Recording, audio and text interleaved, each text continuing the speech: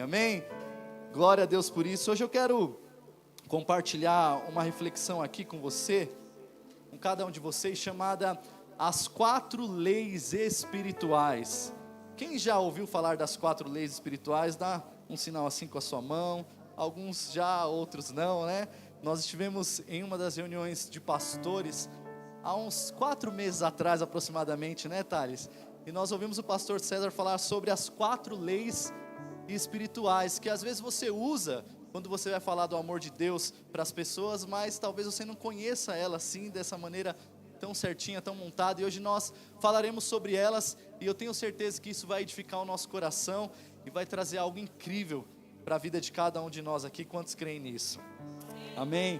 Deixa eu dizer algo para você. Assim como o universo, ele é governado pelas leis da física, a vida espiritual também é governada por algumas leis, e hoje nós destacaremos 4 delas aqui. Você já deve ter ouvido uma afirmação, que existe uma lacuna no ser do homem, que é exatamente do tamanho de Deus. Existe um vazio no interior de cada um de nós que aqui estamos, que é exatamente do tamanho de Deus. É por isso que o homem, no decorrer de toda a história da humanidade, ele criou formas para se conectar com Deus. É por isso que nós ouvimos uma palavra chamada religião. O que significa religião? Religare, né? Ligar, conectar. Então o homem, por ter esse vazio dentro de si, ele criou várias formas para tentar se conectar com Deus. Ainda que por vezes alguma dessas sejam erradas, não sejam a forma, ou não seja a forma que Deus estabeleceu, mas a intenção do homem é boa, porque ele precisa preencher o vazio que tem dentro de si. Eu fui para a casa do meu pai na sexta-feira, e lá eu vi um tio que fazia tempo que eu não via. E conversa vai, conversa vem, nós estávamos tomando um café, e ele disse assim: olha, esses dias eu fui para o Paraná, junto com o seu tio Akira, e lá nós visitamos um parente dele, um homem muito rico. Quando nós chegamos na casa do cara, nós ficamos assim, entusiasmados, nós ficamos abismados com o tamanho da casa do japonês. O japonês tinha tudo, tinha 4 carros na garagem, tinha uma mansão, e nós saímos para pescar, e conversa vai, conversa vem.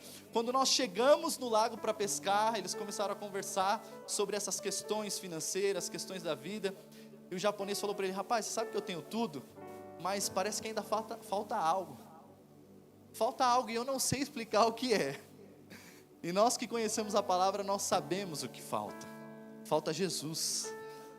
Só que meu tio, ele ficou travado, ele falou: pastor Felipe, eu fiquei travado e não consegui falar de Jesus. E até hoje o Espírito Santo coloca isso na minha mente, que da próxima vez, quando eu tiver essa oportunidade, eu não posso deixar de pregar a palavra de Deus. Porque ali foi uma porta de entrada muito grande. Paulo diz assim que nós precisamos aproveitar cada oportunidade que nos é dada. E pode ter a certeza que a cada dia você tem a oportunidade de falar de Deus para alguém. As pessoas têm problemas, as pessoas precisam preencher esse vazio, e elas correm atrás de religião, elas correm atrás de circunstâncias da vida para tentar preencher esse vazio, e elas não conseguem. E aí que os filhos de Deus precisam manifestar o amor de Deus e a palavra. Isso aconteceu com a minha família. Eu estar aqui hoje é o resultado dessa sede, dessa busca. Aproximadamente 25 anos atrás, a minha mãe, ela tinha um vazio muito grande dentro de si. Era uma época que nós vivíamos bem, meu pai ganhava muito bem naquela época, nós estávamos bem financeiramente, com saúde ok, saindo, viajando, comíamos onde nós queríamos, mas a minha mãe sempre falava, ela chama meu pai de nego, falta algo pra gente. E aí minha mãe começou a buscar Deus em todas as religiões. O que apresentavam para ela, ela corria para buscar a Deus. Só que nós não encontramos Deus na religião. E muitas pessoas também, por terem esse vazio, começam a tentar encontrar Deus nas circunstâncias da vida, mais ou menos como está lá em João 4, que um dia a Bíblia diz que Jesus, ele saiu da Judéia e ele foi para Galiléia, ele ia para Galiléia, mas era necessário passar em Samaria. Por quê? Jesus queria preencher o vazio de uma mulher conhecida como a mulher samaritana. E você talvez conheça essa história. Jesus, ele chega lá com os seus discípulos, os discípulos vão comprar comida, e ele se assenta junto a um poço que Jacó havia cavado. E daqui a pouco, por volta do meio-dia, aparece uma mulher que foi buscar água, e não era hábito daquela época as pessoas buscarem água a esta hora do dia, porque aquela região é muito quente. Mas havia uma razão para aquela mulher estar ali exatamente naquela hora, por conta da sua vida, por conta da sua fama, e ela foi exatamente naquela hora porque ela não queria ser vista, mas Jesus havia marcado um encontro com ela. Assim também como ele marcou um encontro com você que está aqui nessa noite. Talvez você veio por uma insistência muito grande de alguém que falou, vamos lá no culto, e ficou te chamando há 2 ou 3 semanas, quem sabe. Mas eu quero dizer para você que isso não é obra do acaso, ou talvez um convite que alguém te fez. Jesus marcou um encontro com você, para preencher esse vazio que você sente dentro do seu peito. Jesus marcou um encontro com você para transformar a sua vida de uma maneira diferente. E até que você saia daqui, você vai experimentar aquilo que Ele tem para você. E o texto da palavra de Deus continua dizendo que aquela mulher chegou ali com o seu balde, com o seu cântaro, melhor dizendo, e Jesus falou, mulher, dai-me de beber. E aí havia um conflito naquela época, que os judeus não se comunicavam com o samaritano, mas eu não quero me deter nisso. E ela falou, olha, como o senhor, sendo judeu, pedes a mim de beber, que sou mulher samaritana? Ele diz, mulher, se você soubesse quem está falando contigo, tu me pedirias e eu te daria água viva. Porque essa água que você veio buscar aqui, amanhã você vai ter que buscar de novo, porque você vai ter sede, mas a água que eu tenho para te oferecer, mulher, é uma água que vai saciar a sede da sua alma, é uma água que vai fazer com que você se encontre, é uma água que vai mudar a sua vida completamente, é uma água que vai mudar a sua história. Porque aquela mulher até agora estava tentando preencher o vazio da sua alma em relacionamento, porque quando Jesus oferece essa água para ela, Jesus fala, se tu conheceras o dom de Deus, e quem está falando contigo, tu me pedirias e eu te daria água viva. Ela falou, Senhor, mas o poço é fundo e você não tem com que tirar água. Ele diz, olha, quem beber dessa água aqui tornará a ter sede, mas aquele que beber da água que eu lhe der, nunca mais terá sede, porque a água que eu lhe der se fará nele uma fonte para jorrar para a vida eterna. Ela falou, Senhor, eu estou precisando desse negócio, porque todo dia eu estou aqui, eu estou aflita, a minha vida não muda, e quando eu saio desse poço aqui, eu volto lá para minha casa, para os meus conflitos e para os meus problemas. Ele falou, mulher, antes de eu te dar essa água, vai lá e chama o seu marido. Mas eu não tenho marido. Ah, isso aí você disse com verdade. Por quê? Já tiveste 5 maridos, e o que você tem também não é seu. Ou seja, alguém que estava tentando preencher o vazio do tamanho de Deus em relacionamentos. Eu não sei aonde ou em quem você está tentando preencher esse vazio aí que tem dentro de você, mas eu quero dizer para você que hoje ele será preenchido por Jesus. Hoje ele será preenchido por essa água que ele tem para oferecer. E Jesus diz, quem quiser vem e beba de graça da água da vida. É algo que o dinheiro não precisa entrar nesse negócio, é algo que ele te oferece de graça, e a sua trajetória, a sua vida é completamente mudada. Essa água está aqui hoje para nós bebermos e saciarmos a nossa sede. Você crê nisso? Então esse vazio que existe no peito do homem, ele só pode ser preenchido por Jesus. Ele não é preenchido por uma satisfação financeira. Ele não é preenchido quando você consegue aquele diploma da faculdade que você se empenhou 5, 6 anos estudando, e pelos seus méritos você tem todo o direito de celebrar isso, mas parece que quando você deita a cabeça no travesseiro, parece que nada tem sentido.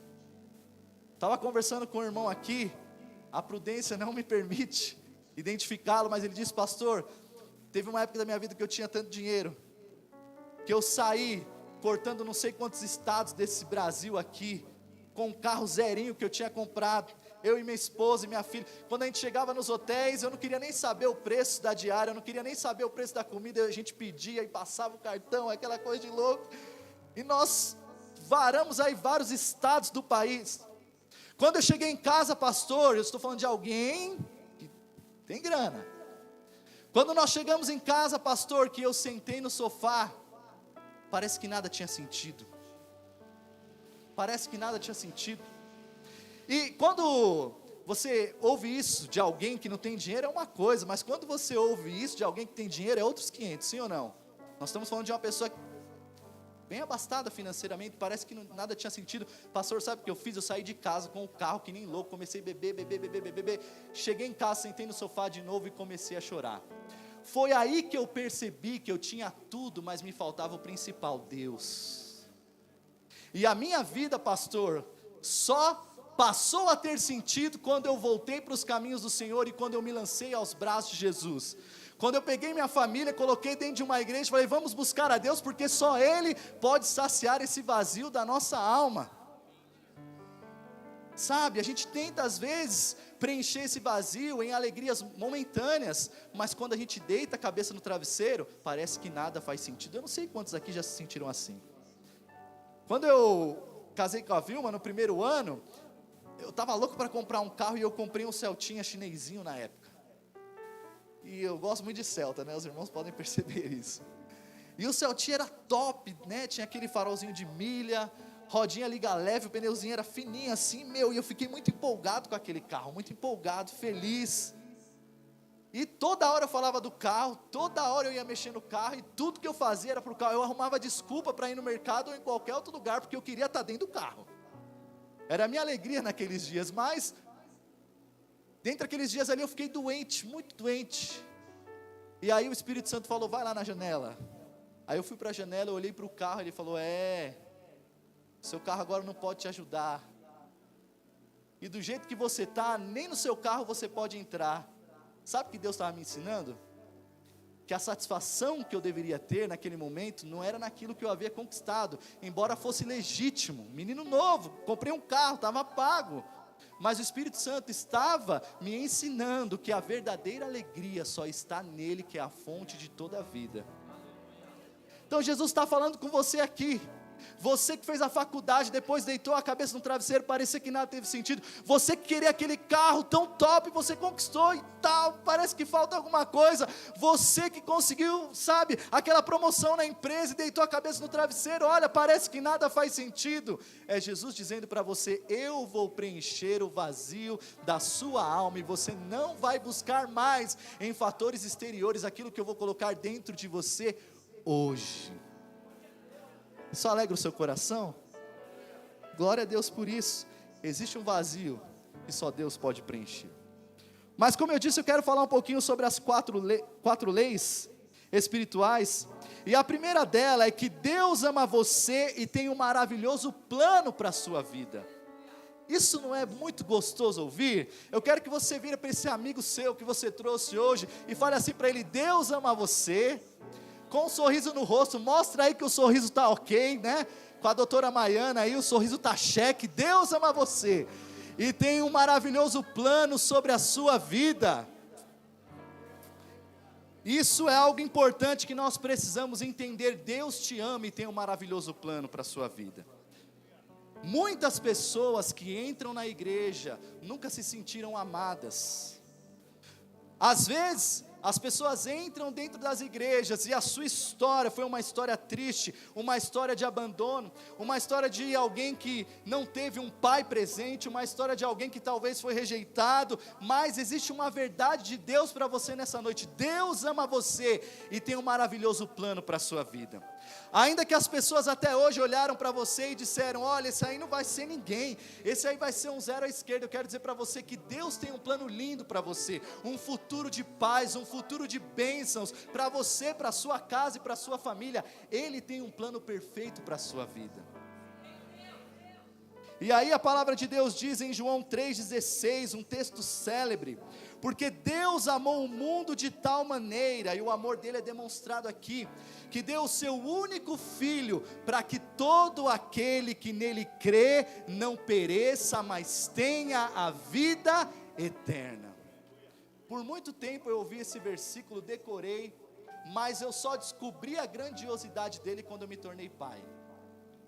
Deus amou o mundo de tal maneira que deu o seu único filho, para que todo aquele que nele crê não pereça, mas tenha a vida eterna. Quando eu entendi que nós somos criados à imagem e semelhança de Deus, isso passou a fazer sentido na minha vida. Nós temos os atributos comunicáveis de Deus. Quais são? Nós rimos, nós choramos, nós nos emocionamos. Quando Deus criou o homem lá no Éden, A Bíblia diz: façamos o homem à nossa imagem e semelhança. Nós só não temos os atributos incomunicáveis de Deus, que é o quê? É um Deus que está em todos os lugares, é um Deus todo-poderoso, onisciente, onipresente e onipotente, essas 3 palavras que eu estava tentando lembrar. Nós não temos esses atributos, mas os comunicáveis nós temos. Deus ri, Deus chora, Deus se entristece. E quando eu me tornei pai, que o Luizinho nasceu, foi a melhor sensação que eu senti na minha vida, irmãos. Eu ajudei essa mulher aqui, 16 horas de parto na USP, 14 horas, eu aumentei 2 para os irmãos saberem do meu sofrimento.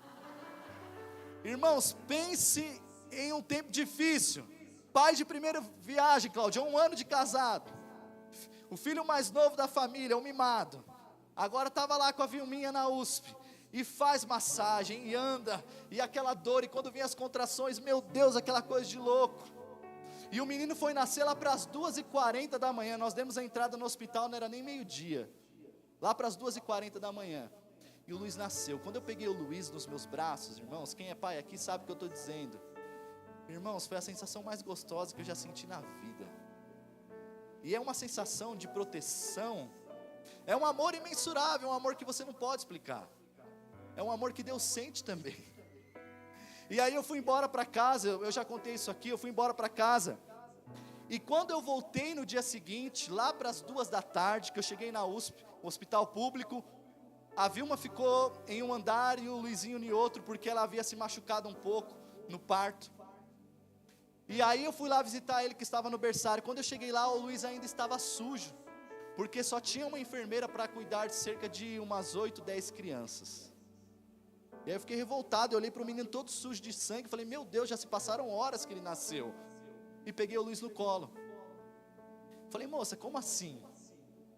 Como assim? O meu filho, moça, você não está entendendo, é meu filho. Peguei ele no colo, abracei ele, e aquela sensação de proteção, vem cá filho, o pai vai te proteger, o pai chegou, o pai está aqui. E naquele momento eu comecei a ser ministrado pelo Espírito Santo, falou, Felipe, isso aí te emociona, isso te toca? Eu falei, sim. Ele falou, pois é, o mesmo sentimento que você tem pelo seu filho, é o mesmo sentimento que eu tenho pelo meu. Eu falei, meu Deus do céu, e ali na USP eu comecei a me emocionar, eu falei, meu Deus do céu, agora faz sentido, Deus amou o mundo de tal maneira, Ele pegou o único filho dele, assim como o meu, que eu estou aqui abraçado e protegendo, e entregou para que todos nós fôssemos salvos. Isso é uma loucura, isso é um amor imensurável, isso é um amor que nós só passamos a entender quando nós nos tornamos pai. E sabe o que é mais louco de tudo isso? Porque a Bíblia diz lá em Isaías profetizou cerca de 600 anos antes, aproximadamente 800 anos antes, não me falha a memória, dizendo assim que Deus teve prazer em fazer o seu filho enfermar. Deus teve prazer na morte do seu filho, porque Deus, Ele não via somente a dor do seu filho, Deus, Ele não enxergava somente o processo que o seu filho passaria, Deus enxergava a mim, Deus enxergava você também, Deus enxergava cada um de nós. Foi através da morte de Jesus na cruz, foi através do seu sacrifício que nós fomos livres, que nós fomos libertos, que nós fomos salvos, e mais do que isso, que nós recebemos vida. Então esse plano maravilhoso de Deus para a nossa vida começa com o amor. A maior expressão do amor de Deus é Jesus vertendo o seu sangue na cruz para que eu e você fôssemos salvos, para que eu e você recebêssemos vida. A palavra de Deus diz em João 10:10, eu vim para que tenham vida e a tenham com abundância. Então através dessa morte de Jesus na cruz, através do sacrifício dele, através do amor do Pai sendo derramado ali em Jesus na cruz, sendo moído, sendo castigado, eu e você temos possibilidade de recebermos vida. Mas talvez você esteja me ouvindo aqui pensando, como assim, pastor? O senhor não conhece a realidade da minha vida, eu tenho vivido uma vida de tristeza, eu tenho vivido uma vida de derrota, tudo que eu faço não dá certo. Ei, não é uma vida comum que eu estou pregando aqui, é uma vida interior, é uma vida que vai saciar a sua sede, é uma vida que vai te fazer viver plenamente em Deus. É uma vida que vem para nos libertar do sentimento de tristeza. É uma vida que vem para nos libertar do sentimento de derrota. É uma vida que vem para nos libertar do fracasso. É uma vida que nós recebemos em Cristo Jesus, o nosso Senhor.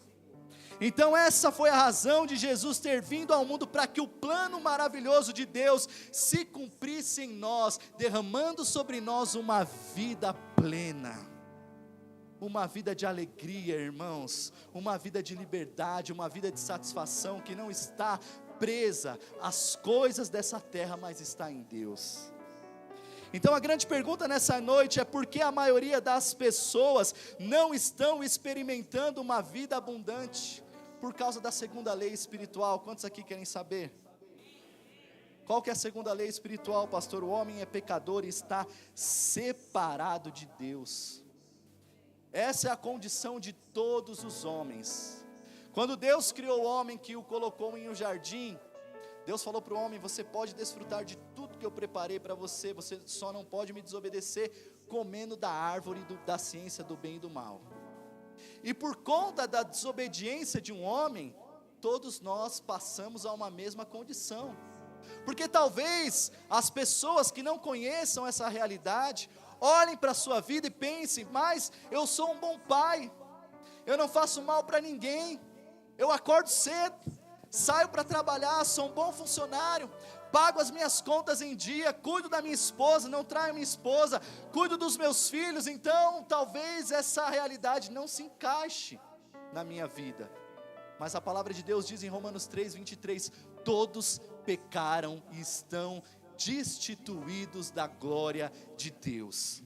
Romanos também diz que Deus encerrou a todos debaixo da desobediência a justiça de Deus, fez com que todos estivessem debaixo da desobediência, mas para usar de misericórdia para com todos. Então, pastor, por que eu preciso de salvação? Por que eu preciso de religião? Ou talvez por que eu preciso estar dentro de uma igreja?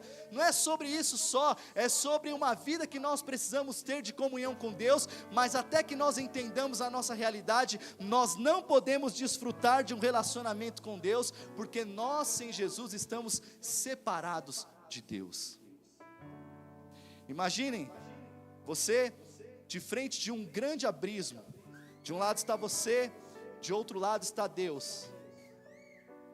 E você precisa chegar até Deus, só que qual é o meio que você vai usar para chegar até Deus? Jesus. Jesus é a ponte que nos une a Deus. Paulo diz: porque existe um só Deus e um único mediador entre Deus e os homens, Jesus Cristo, homem. Então há uma frase que diz que todos os caminhos levam a Deus, mas essa não é a realidade, porque Jesus diz: eu sou o caminho, a verdade e a vida, ninguém pode ir ao Pai a não ser por mim. Então você já descobriu aqui que existe um vazio dentro do seu peito que só Jesus pode preencher. Você descobriu aqui que o homem, ele foi criado para viver em plena comunhão com Deus, em um lugar de delícias, em um lugar de vida, mas o pecado fez uma ruptura, e você só pode chegar a Deus através de Cristo Jesus. Todos nós pecamos e estamos separados da glória de Deus. E deixa eu dizer algo para você. Quando nós falamos sobre pecado, muitos pensam sobre moralidade. Só que essa questão aqui não é simplesmente moral, ela é espiritual.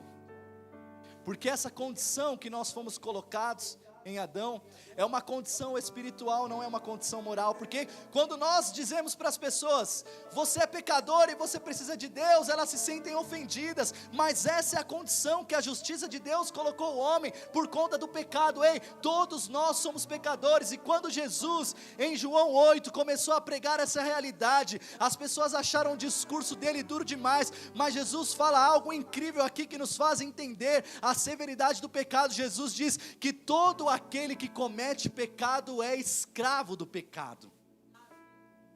Por isso que ele diz: se o Filho vos libertar, verdadeiramente sereis livres.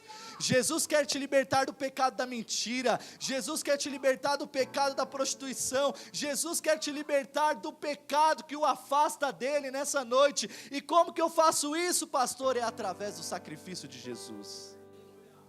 Só que o que nós precisamos entender é que nós estamos separados de Deus, que o pecado fez uma ruptura entre o homem e Deus. Por quê, pastor? Porque Deus é santo. Diga assim comigo: Deus é santo, e Ele não pode ter comunhão com o pecado. Ele não pode ter comunhão com o pecado. Por que que o homem, na sua condição pecador, está separado de Deus?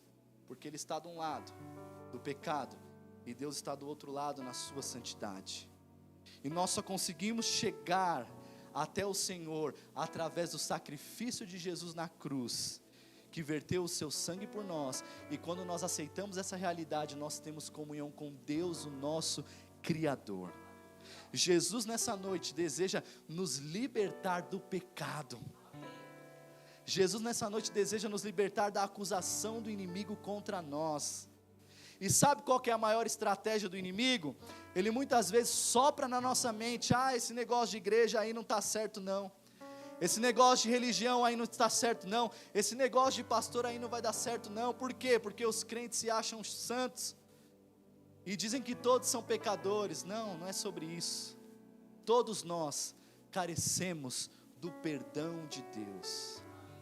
Então a maior mentira que o diabo colocou na mente, no coração de alguém, é que essa pessoa é pecadora, e ela não é digna de estar dentro de uma igreja, ela não é digna de fazer parte das coisas de Deus. Mas é mentira, porque a Bíblia diz que foi para isso que o Filho de Deus se manifestou, para destruir as obras do diabo. Quantas pessoas hoje, irmãos, estão sofrendo por conta do pecado, mas não conhecem o caminho para sair disso, e vivem uma vida de tristeza, e vivem uma vida de aprisionamento. Mas o Filho de Deus se manifestou para te libertar desse sentimento de tristeza, te libertar desse sentimento de culpa, e principalmente do seu passado. Porque quando você reconhece essa realidade, Ele coloca diante de você uma nova vida, Ele coloca diante de você uma nova história. Quantos creem nisso? E o seu passado já não importa mais quando você está em Cristo, porque a Bíblia diz em Coríntios 5,17: aquele que está em Cristo, nova criatura é, as coisas velhas se passaram, e eis que tudo se fez novo. Quando Jesus morreu na cruz, Ele morreu por todos. Ele não morreu por pessoas corretamente, morais corretamente. Ele morreu por todos nós, para mudar a nossa vida e escrever sobre nós uma nova história. Você crê nisso? A terceira lei espiritual mostra que Jesus Cristo, que a morte de Jesus Cristo é a única solução de Deus para o homem pecador. No Antigo Testamento, o homem se encontrava nessa condição de escravidão do pecado. E hoje nós cantamos aqui sobre a história de Moisés, que foi o libertador do povo hebreu lá da terra do Egito, que eram escravos de Faraó. E quando Deus levanta Moisés para libertar o povo, que Ele envia as 10 pragas, Deus diz assim: olha, a última praga que eu vou enviar é o anjo da morte.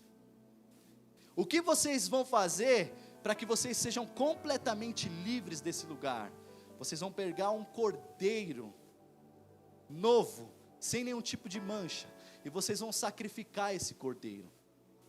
Vocês vão pegar o sangue desse cordeiro e passar ele nos umbrais da porta, porque à noite eu ferirei a todos os primogênitos da terra do Egito, mas a casa que tiver o cordeiro no centro da mesa e a marca do sangue nos umbrais da porta será livre não somente da escravidão, mas da morte. E isso vem para prefigurar a nossa condição longe de Jesus. Nós éramos escravos, nós estávamos condenados à morte eterna. E aí então a Bíblia diz que o cordeiro foi morto, que o sangue foi passado nos umbrais da porta, o anjo passou, e na casa que estava o sangue, o anjo passou por cima, que foi a Páscoa, passar por cima. E esse cordeiro aqui, que morreu lá na terra do Egito, aponta para Jesus, que morreu e verteu o seu sangue por nós. Mas até que esse dia chegasse, os homens ofereceram a Deus sacrifícios imperfeitos de animais, porque desde quando o homem pecou lá no jardim do Éden, que Adão se escondeu de Deus, porque ele descobriu que estava nu, A palavra de Deus diz que Deus então, Ele pegou e sacrificou ali um animal para fazer vestes e cobrir a nudez de Adão e Eva, ou seja, o pecado fez com que um inocente morresse por um culpado, desde lá do Éden. E sabe que isso também aconteceu com Jesus? Alguém que não tinha pecado, alguém perfeito, alguém que estava no esplendor da sua glória, agora morreu por alguém culpado, o justo pelo injusto. Ao decorrer de toda a história bíblica, os homens ofereceram sacrifícios imperfeitos, que não fazia com que o pecado fosse aniquilado, e nem com que o homem fosse redimido, porque era um sacrifício imperfeito. Mas quando Deus enviou o seu Filho Jesus, a palavra diz que Ele deixou o esplendor da sua glória, Ele se fez pobre, Ele se fez servo, Ele sangrou numa cruz. O sacrifício de Jesus foi tão perfeito, o sangue dele foi derramado, porque não é um sangue somente que encobre os nossos pecados, é um sangue que aniquila o nosso pecado, é o sangue que nos redime da morte, é um sangue que pega a nossa condição pecadora de acusação, e faz com que nós nos tornemos completamente inocentes diante de Deus, através do sangue do sacrifício de Jesus na cruz. Romanos 5,8 diz: mas Deus mostra o seu amor por nós, pelo fato de Cristo ter morrido em nosso favor, quando nós ainda éramos pecadores. Então, quando Deus olhou para você, Ele simplesmente decidiu te amar, independentemente da sua condição. Mas talvez esteja passando pela sua mente nesse momento: pastor, o senhor não sabe o que eu fiz, o senhor não sabe o que eu aprontei no decorrer da minha vida. Isso não importa, porque o sacrifício dele é tão grande, é tão poderoso, que esse sangue ele te redime de toda a culpa.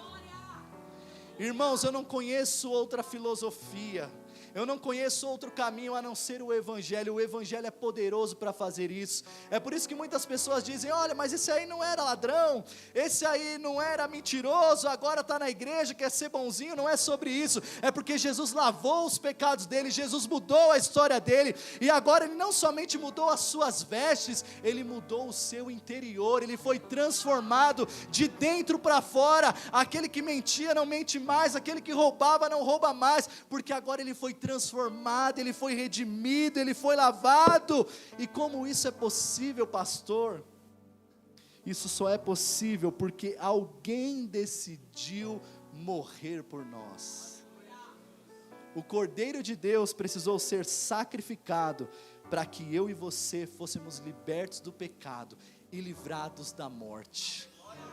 É por isso que quando nós estamos em um culto, nós celebramos, nós levantamos a nossa mão, porque nós estávamos afastados de Deus, agora nós temos comunhão com Ele. Nós estávamos debaixo de um jugo de acusação do diabo, mas a Bíblia diz que agora não há mais acusação para aqueles que estão em Cristo Jesus, e o seu passado não importa mais, o seu pecado não importa mais, o que importa é o caminho que Ele projetou para você a partir de hoje. Eu não sei o que as pessoas têm falado ao seu respeito, mas existe um plano perfeito de Deus para a sua vida, e ele é demonstrado através da morte de Jesus na cruz. Quarta lei espiritual: precisamos saber receber a Jesus Cristo como nosso Salvador, por meio de um convite pessoal. Só então poderemos conhecer e experimentar o amor e o plano de Deus para nós. Muitas pessoas conhecem essa verdade, mas param por aí. Mas qual é o caminho que Deus usa para que nós possamos viver essa realidade? Nós precisamos receber a Jesus como nosso Senhor e Salvador. E é aqui onde o diabo trabalha muito, porque quando alguém te convida para vir a um culto, ou quando alguém vai falar da palavra de Jesus para você, a primeira coisa que o diabo sopra na sua mente: ele quer que eu vire crente. E eu não quero virar crente, porque crente não pode fazer nada. Na verdade não tem nada a ver com isso, irmão. Na verdade tem a ver com um plano perfeito de Jesus para a sua vida. Nós não estamos aqui hoje pregando uma religião para você. Nós não estamos aqui hoje apresentando a placa da nossa igreja para você. Nós estamos aqui dizendo que se você receber a Jesus como seu Senhor e Salvador, Ele vai mudar a sua história, e você terá o curso da sua vida completamente mudado para toda a eternidade. Porque existe algo que nós precisamos ter em mente. Quando Jesus esteve aqui na terra, Ele deixou 3 promessas. A primeira, que Ele edificaria a sua igreja. Isso já aconteceu. A igreja de Jesus já foi edificada. A promessa está lá em Mateus 16, quando Jesus está reunido com os seus discípulos. Ele diz assim: olha, quem os homens dizem ser o Filho do Homem? E Ele faz pergunta para aqueles que estão próximos a Ele. E eles responderam: alguns dizem que o Senhor é João Batista, outros dizem que o Senhor é Elias, e outros dizem que o Senhor é alguns dos profetas. E Jesus vira para eles e diz: mas e vocês, quem dizem que eu sou? E aí houve aquele silêncio na terra. E aí Pedro, que era sempre alguém que se antecipava, falou: tu és o Cristo, o Filho do Deus vivo. E aí Jesus vira para ele e fala: bem-aventurado és tu, Simão Barjonas, porque não foi a carne e sangue que te revelou, mas o meu Pai que está no céu. Mas eu também te digo que tu és Pedro, e sobre esta, ele estava falando dele, esta pedra, eu edificarei a minha igreja, e as portas do inferno não prevalecerão contra ela. Nesse momento aqui, Jesus deixa a primeira e grande promessa do seu ministério: eu edificarei a minha igreja, e há mais de 2000 anos, a igreja do Senhor foi edificada, e nada pôde pará-la. É por isso que nós estamos aqui nessa noite, porque as promessas de Jesus estão asseguradas na sua palavra. Eu te digo que tu és Pedro, e sobre esta pedra edificarei a minha igreja, te darei a chave do reino dos céus, e tudo que a igreja liga na terra é ligado nos céus, e tudo que a igreja desliga na terra é desligado nos céus. Talvez isso te faz perceber um pouquinho a razão de nós estarmos aqui, a razão de nós nos reunirmos todas as semanas, porque não existe igreja singular. Eu não sou igreja, eu não consigo ser igreja sozinho, você não consegue ser igreja sozinho, porque onde estão 2 ou 3 ali, onde existe um grupo de pessoas reunidas, ali se forma a igreja de Jesus. A igreja de Jesus não é composta por essas paredes, a igreja de Jesus somos eu e você. A segunda grande promessa que Jesus deixou no seu ministério foi a promessa do Espírito Santo.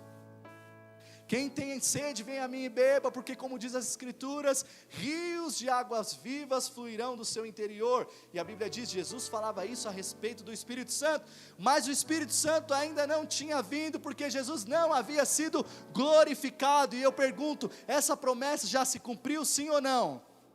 Sim ou não? Essa promessa já se cumpriu. Atos 2, ficai em Jerusalém, até que do alto sejais revestidos de poder.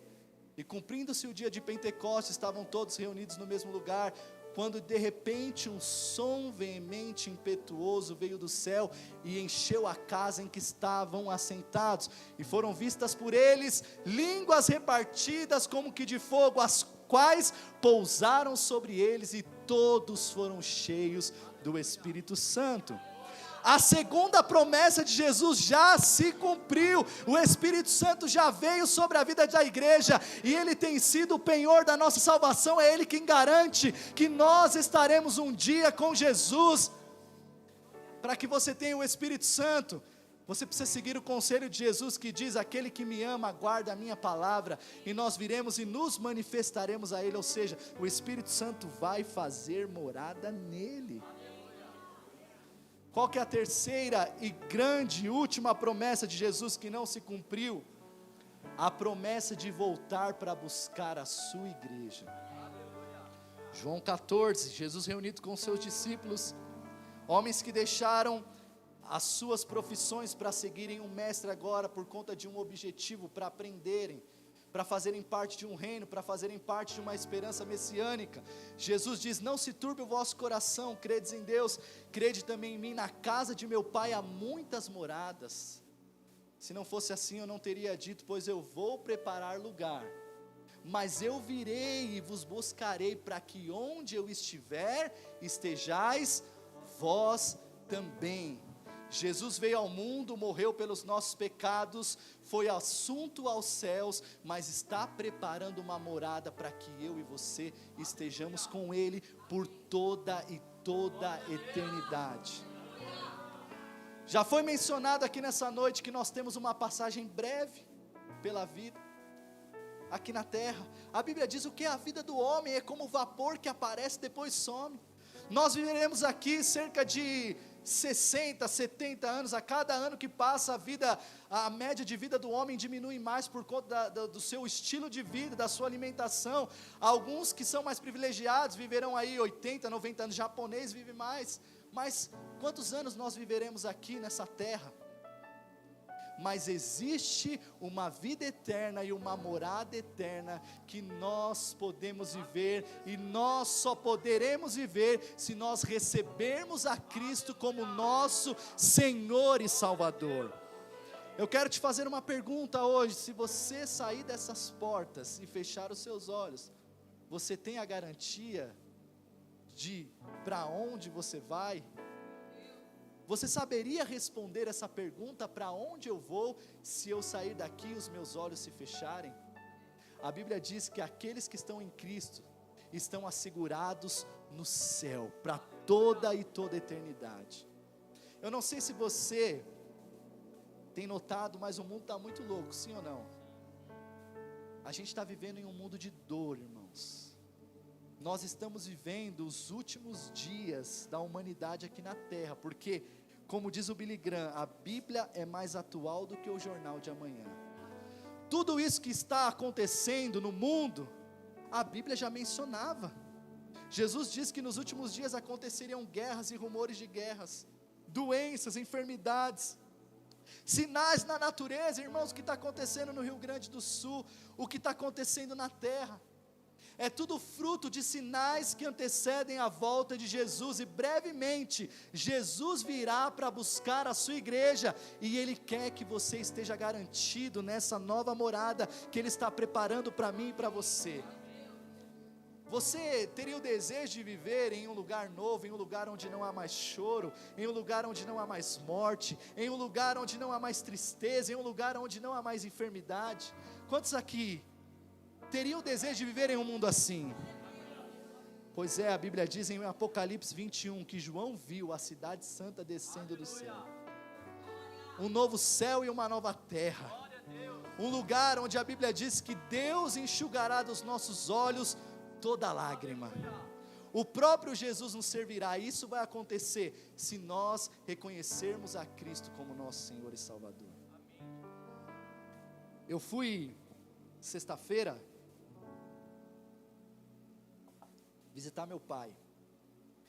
Há poucos dias ele foi acometido de uma enfermidade, e meu pai sempre foi um cara muito forte mesmo, um cara muito ativo. Se eu sou agitado, os irmãos sabem que eu sou agitado, quem me conhece mais de perto sabe que eu sou muito agitado. Meu pai é 2 vezes mais agitado que eu, e por conta dessa enfermidade, de 3 cirurgias que ele teve que fazer, em menos de um mês, ele agora está acamado. E eu fui visitar o meu pai na sexta-feira, e eu cheguei lá, ele estava deitado, e eu peguei e deitei do lado do meu pai.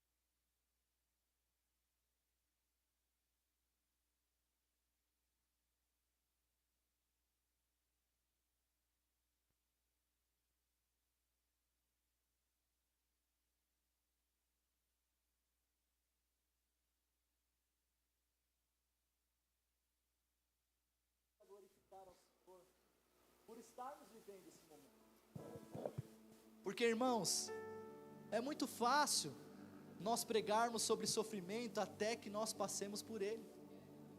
E naquele momento eu comecei a me lembrar de Jó, porque Jó sofreu tanto, ele era um homem íntegro, reto, temente a Deus e que se desviava do mal. E quando Jó estava vivendo o ápice da sua enfermidade, Jó dá uma das declarações mais lindas da Bíblia, que diz assim: eu sei que o meu Redentor vive, e que por fim se levantará sobre a terra, e ainda que a minha carne seja consumida, os meus olhos verão a Deus. Ei, ainda que você sofra aqui nessa terra, ainda que você passe por problemas, Deus tem um plano maravilhoso para a sua vida, que não se resume a esses 30, 40, 60 anos, 80 anos, é um plano para toda a eternidade, é um plano onde nós viveremos em um lugar como numa eterna manhã de domingo, onde o próprio Jesus enxugará dos nossos olhos todas as lágrimas, onde Ele nos servirá em um banquete, onde Ele será a resplandecente estrela da manhã, e nós o adoraremos por toda a eternidade, porque Ele voltará, Ele prometeu, e breve nós estaremos com Ele para toda a eternidade. Irmão, se você sair daqui nessa noite, reconhecendo Jesus como seu Senhor e Salvador, você terá o curso da sua vida completamente mudado. Você terá o curso da sua história completamente mudado. Mas pastor, o que eu preciso fazer? Existem ainda muitas coisas que eu preciso mudar na minha vida. Eu não estou preparado. Deixa eu te dizer algo, a salvação é um presente de Deus. Paulo diz em Efésios: porque pela graça sois salvos mediante a fé, isso não vem de vós, é dom de Deus, não vem por obras para que ninguém se glorie, é dom de Deus.